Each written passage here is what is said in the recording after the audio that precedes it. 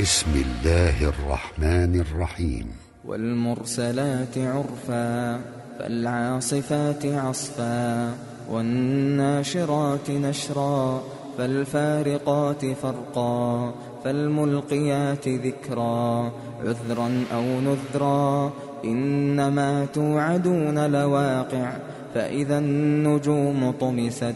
وإذا السماء فرجت وإذا الجبال نسفت وإذا الرسل أقتت لأي يوم أجلت ليوم الفصل وما أدراك ما يوم الفصل ويل يومئذ للمكذبين ألم نهلك الأولين ثم نتبعهم الآخرين كذلك نفعل بالمجرمين ويل يومئذ للمكذبين ألم نخلقكم من ماء مهين فجعلناه في قرار مكين إلى قدر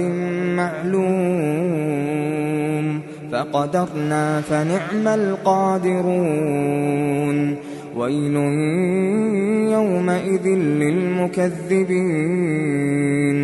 ألم نجعل الأرض كفاتا أحياء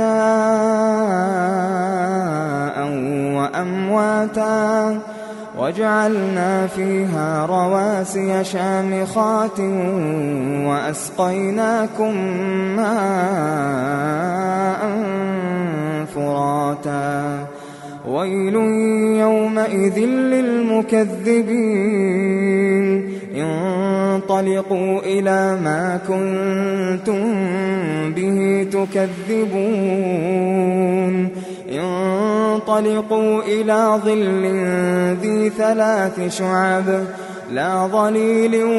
ولا يغني من اللهب إنها ترمي بشرر كالقصر كأنه جمالة صفر ويل يومئذ للمكذبين هذا يوم لا ينطقون ولا يؤذن لهم فيعتذرون ويل يومئذ للمكذبين هذا يوم الفصل جمعناكم والأولين فإن كان لكم كيد فكيدون ويل يومئذ للمكذبين إن المتقين في ظلال وعيون وفواكه مما يشتهون كلوا واشربوا هنيئا بما كنتم تعملون